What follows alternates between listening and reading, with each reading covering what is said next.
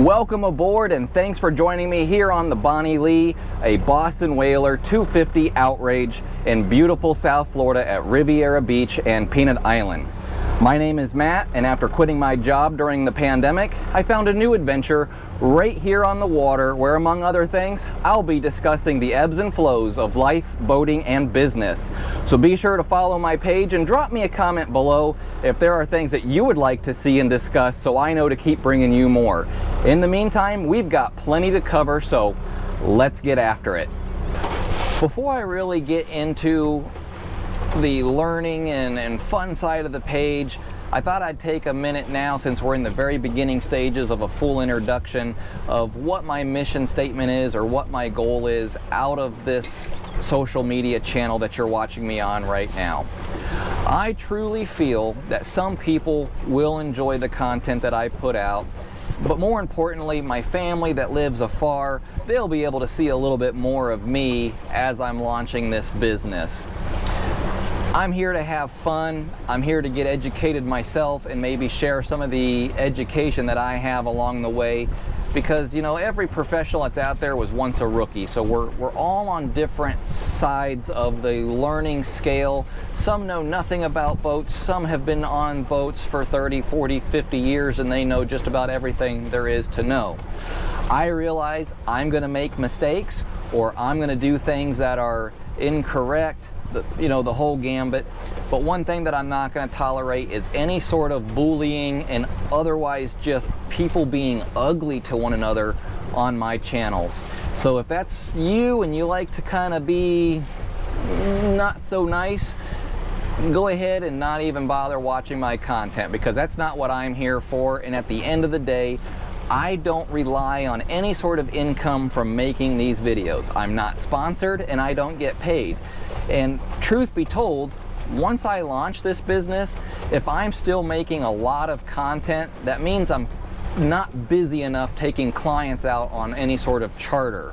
So that's where the bread and butter is. That's what my focus is going to be. But right now we've got some time to spend together, and we'll see. You never know. In the future, I might be able to keep making more and more videos as I launch the business. So let's just have fun. Let's be nice to one another, and let's share information amongst ourselves like adults. We don't need to be ugly. We're all here to learn. We're all here to have fun and pass the time. I mean, that's what scrolling around on social media is really all about, right? It's just passive time wasting. So a little bit about me. I'm 37 years old. I've been a boater most of my life. I've been on the water, in the water, skiing, tubing, fishing, you name it.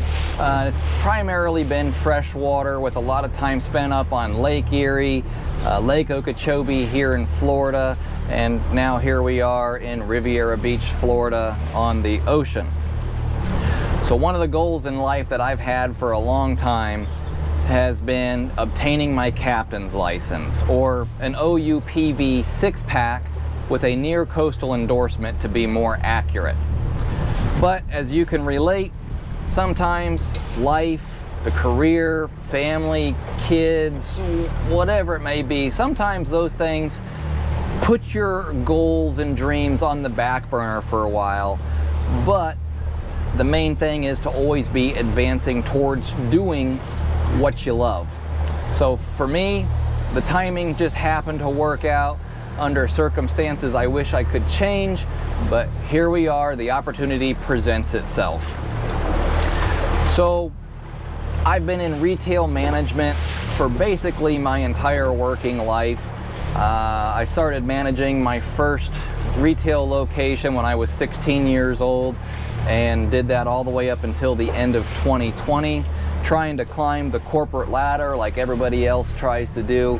And you know, after a couple different tries with some different companies, it was always the carrot in front of the horse. You know, if you do this, you're gonna get this. And if you can just hit this milestone, then we'll promote you to this position. And you know, the sad reality is none of that stuff ever happened. I consider myself one that goes above and beyond on all that I put my mind to. I have the data and the results to back that up, and I just could never quite get to where I wanted to be in the corporate world. We've rewind a little bit back to 2020, the start of the pandemic here in the United States, and 2020 started off great. Went on a cruise. We were the last boat to get back into port before they shut everything down, and that was kind of the highlight of 2020. After that, you know, just going to work every day and dealing with all there is to deal with in the retail sector, with the you know, customers being nasty and bosses that weren't supporting you, you know, having to manage high turnover and not enough staff. My wife had to have a pacemaker put in, you know, at a young age. We lost a couple dogs during the pandemic. A family member passed away. And you know, 2020 just wasn't a good year, and I can almost imagine most of you are going to say the same thing, that 2020 was just not good. So by the end of it, I had had enough. You know, outside of all the things happening in life outside of work, that's one thing, but all the junk that I was dealing with in the workplace, it was no longer worth it. It was affecting me mentally, physically. I noticed that I was grumpy a lot. It was just time to call it quits and move on to the next thing. So I spent the better part of, you know, from the beginning of 2021 up until the latter part, closer to fall, looking for a job, anything that wasn't in retail. And what I found out is it's really easy to get into retail and move up in retail. But if that's all you've done all your life, even though I have a lot of skills outside of just retail specific, I found it really hard to even get a phone call back on an interview with the countless number of applications I put on. So I had to ponder to myself, what is it that I really, really want to do? And that's what I'm going to set my sights on. And I had kind of forgot about wanting to be a boat captain and running a charter business. It was something that I thought at the time it sounded good, but I didn't know if it was really going to be able to be possible. Then the opportunity presented itself, and that's kind of where we're at right here. Got the boat early on in the process. Right now the market is crazy with boats and prices and availability and parts, and so when we came across this particular boat and it was at a good deal, we had to jump on it and make the move fast. So that's how we obtained the Bonnie Lee. And the next step for me, of course, I went to the Chapman School of Seamanship up in Stuart, Florida, took those classes, passed all my exams, so I am ready to file paperwork outside of just logging a little bit more sea time. So with that said, I'm currently not licensed. I'm not a licensed captain. This is a recreationally registered boat right now, so it's basically, you know, it's my boat. I can do with it like anybody else can do with their boats. I can bring my family and friends on board. We can go out and fish, hit the sandbars, do whatever. The only thing I can't do right now is take any sort of paying customers. So once I'm licensed, insured, and have all that stuff squared away, then I can start taking passengers on the boat. But for the immediate future, any people that you see on board, they're all going to be close family, friends, acquaintances, people that I personally know, and we're just going out, we're learning, we're having fun, socializing. So at this current stage in this process, I'm not a licensed captain yet. I took a few years off the water, so now I need to gain some logged and verifiable sea time for my near coastal endorsement, and that's what I'm doing now.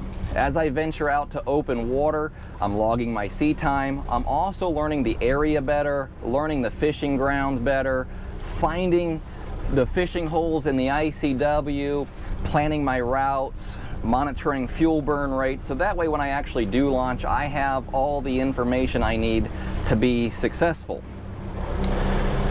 So obviously I've already obtained the boat, and that's what I'm on right now. We found a marina already and that I can work out of, and have already attended the Chapman School of Seamanship out of Stuart, Florida, and passed my exams. So besides logging some more sea time, I have just a few more steps to complete before I can file that license. And you'll have to just excuse me as I kind of stammer and stutter a little bit. I'm trying to keep an active watch on everything that's going on. I have a big ship just coming out my starboard bow right now, so I'm trying to pay attention to that. So before I can file for my license, I still need just a couple things. I need to get my physical done, my medical documentation, my clearance done. I need to get my merchant mariner credential. I need to enroll in a drug testing consortium, so I am still subject to randomized drug tests even though I'm paying for it, much like what your employers do. I need to get my business license for Palm Beach County, my tax ID number, build the website, obtain commercial insurance for the boat once that gets transferred over from recreational to commercial use, all the commercial fishing permits, and a few other little odds and ends. But it's all coming together. So you're right here towards the beginning stages, and as this page develops, eventually I'll be running the charter business, and if I can film while I'm doing that, I'm going to most certainly bring you the content. So since I have time while logging hours, you'll see some different people on board from time to time, and it's important to note that these are all good friends or family members that are personally known to me, because I cannot legally take any paying customers on the boat until I'm licensed, insured, and so on. I can't even take gas money, which is horrible because that is one of the biggest running expenses I've got right now. For example, this boat, as we're idling out, I'm getting 4 miles to the gallon. That is excellent in boating world, but once I actually start running, that number is going to drop to about 1.7 to 2.1 miles per gallon, with a fuel rate burn of anywhere from 17 all the way up to 38 to 40 gallons per hour fuel burn. So there is a considerable amount of money just wrapped up in having this thing running, and that explains why some of your fishing charters, you see the prices that you do. Fuel is just one aspect, paying for the boat's another, the insurance, the fishing gear, the licenses, it all stacks up, and just like any other business, those costs get passed down to the customer while trying to be fair but yet make money, because at the end of the day, that's what we're here for. Okay, so a little bit about the boat I'm on. This is a 2014 Boston Whaler 250 Outrage. It is a center console boat, 25 foot in length, and out back she's got twin 200 Mercury Verado outboards, which is plenty of power for this size boat with all the positive flotation in it, and it'll push this boat at 50 miles per hour is where it maxes. About 28 to 30 miles per hour is the comfortable cruise speed where we get the best fuel burn. So up front we have a windless anchor system, the bow seating with storage underneath each side of the bow. There's center storage up front on the floor, which on some models of these boats is another bait well or fish storage. It's a little bit smaller. It's big enough to hold a 5-gallon bucket and a lot of extra anchor rope and an extra anchor, and it is fully insulated as well, so if you want to use that as a cooler, it's going to hold ice for days. There is a cushion style cooler directly in front of the console here, so that'll seat one, maybe two children would be comfortable with a Yeti style cooler underneath. That cooler does detach from the console and slides up into the bow seating to create more of a sun pad. But generally I'm going to have the cushions off. They're not going to be on the boat. If you see other videos pop up with the front of the boat, the cushions I'll either store at home or down below. Just because when it comes time to clean the boat after use, it's a lot easier to not have the cushions on, and it helps preserve the longevity of those cushions. So moving backwards into the boat, right here on either side of the console, we've got the door that leads down into the head. The head does have a porcelain vacuum flush toilet for those on-the-water emergencies, and it's flushed using a freshwater holding tank that we have here on board. There's also 2 jump-style seats on either side, just tucked up into the gunnel area. Those seats provide another spot for somebody to sit, but really what they're designed for is if somebody's got a rod and reel here on either side, they're going to be able to have a nice place to plant their tush so they can fight those fish. Coming backwards a little bit, the main console here, I've got some storage up top with a switch panel. I've got storage up here where I keep extra life jackets, the throwable, my maps, and some miscellaneous things. I'm sitting on a pedestal, got dual captain's chairs. Just behind me is a storage bin. It's got 4 drawers along with a hand wash sink and bait well. So pretty well laid out. In the floors on port and starboard, I'm going to have my fish lockers. They are fully insulated because of the construction of the boat, so it'll hold ice for days. And that's important because when each side takes about 150 pounds of ice minimum to really have those fish, you want that ice to last as long as possible. And of course, they've got pumps and drain plugs in them as well. They'll also hold 2 scuba tanks end to end on either side. So if I want to take anybody scuba diving out in the future, I've got room for 4 tanks down below. There's a nice little mat down in the bottom that I can put in or take out that keeps things from rolling around or scratching anything up. Outside of that, the electronics on the boat, I'm running everything as Garmin. It was the way the previous owner had it all set up. So I've got dual Garmin 7212 chart plotters, Garmin autopilot, Garmin radar, Mercury vessel view screen, along with the Fusion audio stereo, and we've got the outriggers up top. That's really about it for the electronics. I got a couple of little neat gizmos and gadgets on board that I have added, and one of them is something that you're going to really want to check out.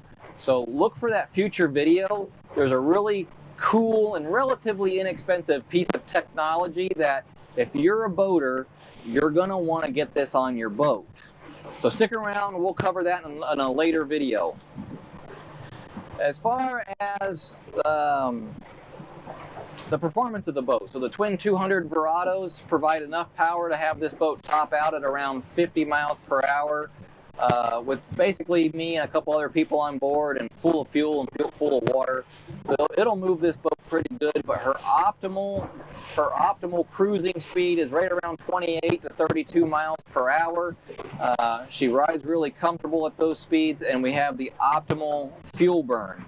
So we normally will run about 1.9 to 2.1 miles per gallon, which I know sounds awful, but considering it's a boat running twin motors, that's not too terrible.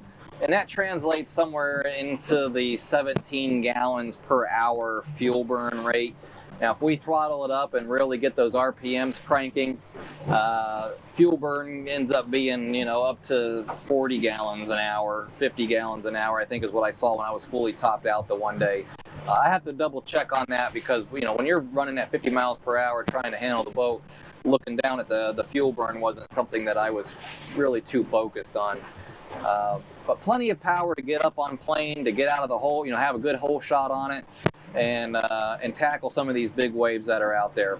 But we'll definitely talk more about this boat and a lot of other topics, so be sure to hit that subscribe button and drop those comments below. I'll see you on the next one.